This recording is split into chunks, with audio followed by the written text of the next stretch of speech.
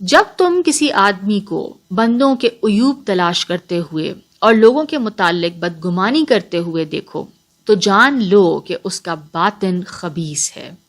ٹھیک ہے، یعنی اب وہ اس کی جو انر بینگ ہے، جو اس کی تھاٹس ہیں نا، وہ صحیح نہیں ہے، وہ ایول تھاٹس ہیں، وہ نیگیٹو ہے، اور یہ اس کی وہی خباثت اس سے ٹپک رہی ہے، اور یہ ہر دوسرے آدمی کو خواہ وہ کیسا ہی ہو خلاف حقیقت ہی ظاہر کرتا ہے، کیونکہ ایک مومن اپنے مسلمان اور مومن بھائی کے لیے عذر تلاش کرتا ہے.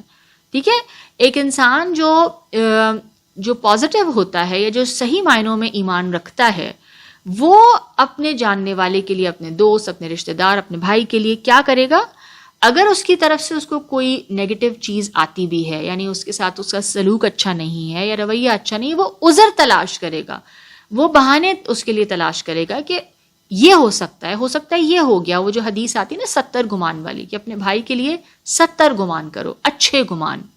یعنی ہو سکتا ہے میرے بھائی کی طبیعت ٹھیک نہ ہو سکتا ہے اس کے سر میں درد ہو سکتا ہے کوئی پریشانی ہو اس کو، اور وغیرہ وغیرہ. ٹھیک ہے، تو وہ عذر تلاش کرتا ہے. اور منافق کیا کرتا ہے؟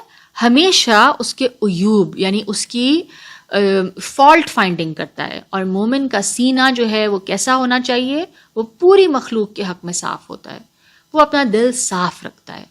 ٹھیک ہے، تو دلوں کو صاف رکھنا اور بدگمانی سے بچنا بہت زیادہ ضروری ہے، کیونکہ دیکھیں یہ نہ صرف انسان کے تعلقات خراب کرتا ہے، بلکہ انسان کو یعنی اور بہت سارے جو وائسز ہیں نا وہ انسان کے اندر اس گناہ کی وجہ سے آ جاتے ہیں.